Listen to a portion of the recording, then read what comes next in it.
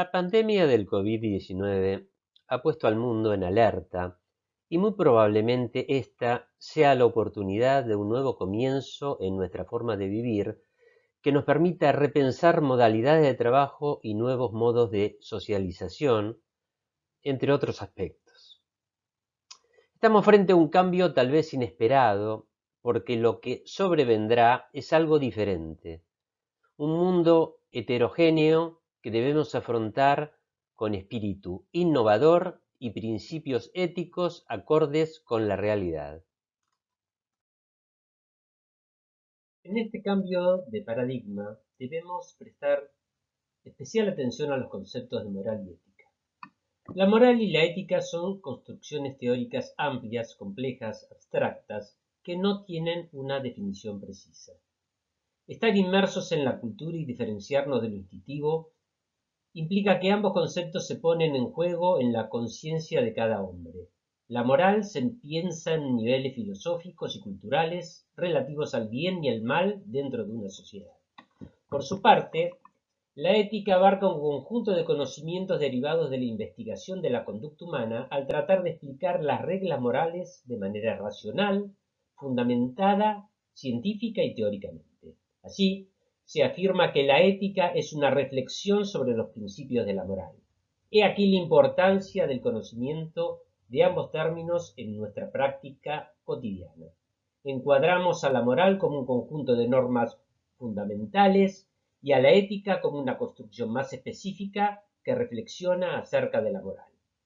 Ambos términos son redescubiertos permanentemente en nuestra praxis, relacionándose, interactuando permanentemente y abriendo preguntas, ofreciendo las coordenadas para orientar la vida de los individuos y la sociedad.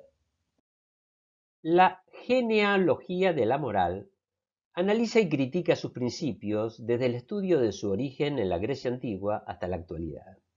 Uno de los más notables estudiosos del tema, Nietzsche, percibe la moral a través del poder considerando dos figuras, la moral de amos, es decir, los dominadores, y la de los esclavos, es decir, los dominados.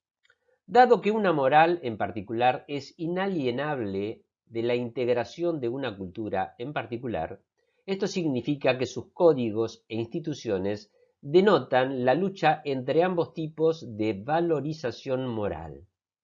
La dicotomía moral amo-esclavo provee la fundamentación de toda la interpretación del pensamiento occidental al invertirse los valores aristocráticos y creando una moral de esclavos generada por el enfrentamiento entre las castas rivales de los señores aristócratas guerreros y los señores sacerdotales, quienes para imponerse a los primeros, es decir, a la clase dominante, tratan a través de la religión de movilizar e imponer valores morales a los sectores oprimidos.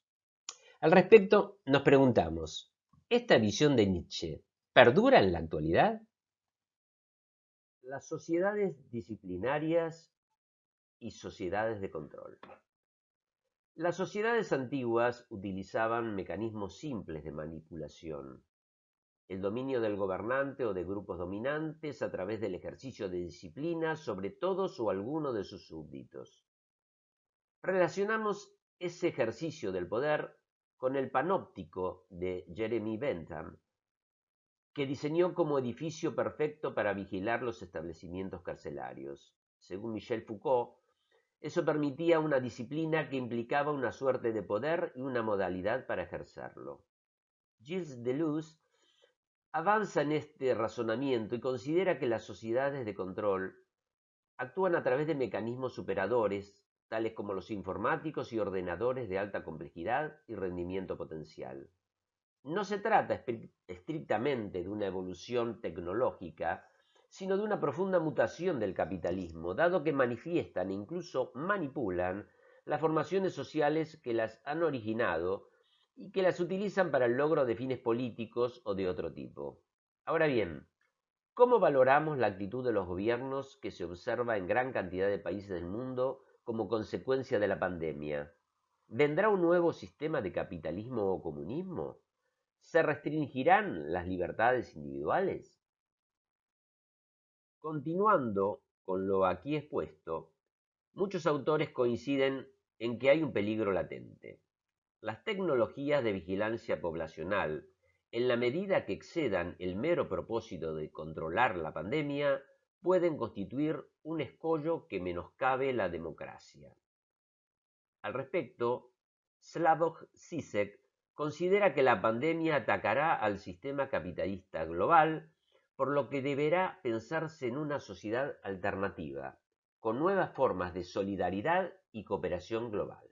Por su parte, Peter Sloterdijk interpreta que no sobrevendría un comunismo, sino un co-inmunismo, para lo cual deberían prevalecer valores tales como la solidaridad y sana convivencia de culturas nacionales, razas, grupos de edad y clases sociales en mutua competencia. Sobre el particular, Giorgio Agamben señala que la limitación de la libertad impuesta por los gobiernos es aceptada por los individuos en nombre de un deseo de seguridad que ha sido inducido por los mismos gobiernos que ahora intervienen para satisfacerla. Más apocalípticas parecen ser las expresiones del filósofo surcoreano Byung-Hun Han cuando afirma que la COVID-19 no solo debilita a la democracia, sino que es útil a los gobiernos autócratas, ya que posibilita implementar regímenes de vigilancia biopolítica donde gran parte del pueblo acepta sin cuestionamiento la limitación de los derechos fundamentales. ¿Podemos encontrar en la paideia la solución frente a los peligros que subyacen en la perspectiva del avance sobre el libre albedrío? Recordemos que este concepto era para la antigua Grecia un proceso de crianza de los niños, entendida como la transmisión de valores, es decir, el saber ser, y saberes técnicos, es decir, el saber hacer, inherentes a la sociedad. La paideia significa comprender que todo ideal de hombre también es un ideal educativo sobre el que se asienta la civilización. Existen incentivos prioritarios para atender el bienestar general, es decir, mejorar la calidad de vida de la gente, proveer fuentes de trabajo y muy especialmente los estímulos a la educación. Estos constituyen una política central del futuro, pues se debe pensar la educación como un pilar que posibilite realizar un cambio sustancial en la adquisición del conocimiento e incentivar el pensamiento crítico. De lo contrario, también las escuelas significarían un mecanismo de control. La cultura es sin dudas una de las claves para desarrollar la democracia, pues como se deduce del pensamiento de Jürgen Habermas, las instituciones comunitarias funcionan cuando realmente se las capacita. Esperemos no estar en las instancias de sociedades orwellianas, esto es, comunidades donde se manipule la información y se practique la vigilancia masiva y la represión política y social. Como alguna vez dijo Jorge Luis Borges, lo importante no son las experiencias, sino lo que uno hace con ellas. Por ello, consideramos que si bien salvaguardar la salud es un objetivo prioritario, las medidas que tomen los gobiernos no deben contradecir las constituciones nacionales. Por cierto, no debe prescindirse del Estado, dado que ello implicaría renunciar a la acción colectiva, pero debe remarcarse que las políticas que se adopten no deben alterar el orden social y mucho menos dominar la voluntad de las masas mediante medidas que permitan a ciertos grupos políticos perpetuarse en el poder. Debemos apuntar hacia el fortalecimiento de nuestras democracias, pues solamente en ellas es donde los gobernantes deben rendir cuentas de lo actuado y tener presente que los países desarrollados han estado precedidos por instituciones consolidadas y fuertes contratos morales, con compromisos éticos y sociales con los ciudadanos. En la próxima diapositiva veremos cómo se relacionan los conceptos del contrato moral y social con el capital moral y social y finalmente con el pacto social. En el contrato moral predomina la idea de la reciprocidad, atendiendo a un equilibrio ético para conciliar los intereses de todos. El contrato social es de distinto orden, aunque se interrelaciona con el contrato moral por ser la suma de voluntades que los ciudadanos acuerdan implícitamente con el Estado desde el momento que deciden vivir en una sociedad regulada por este último.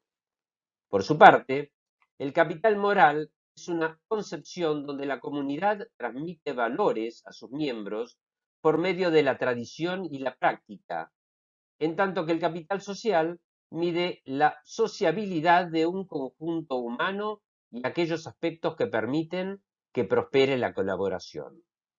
El capital moral actúa a través del capital social, del que forma parte, constituyendo así el sistema de valores que posibilitan alcanzar el bien común. Ahora bien, para que el contrato moral, el contrato social y el capital social se interrelacionen en la búsqueda del bienestar general, se requieren consensos imprescindibles. De esos consensos surgirán pactos para un desarrollo moral inclusivo y sustentable.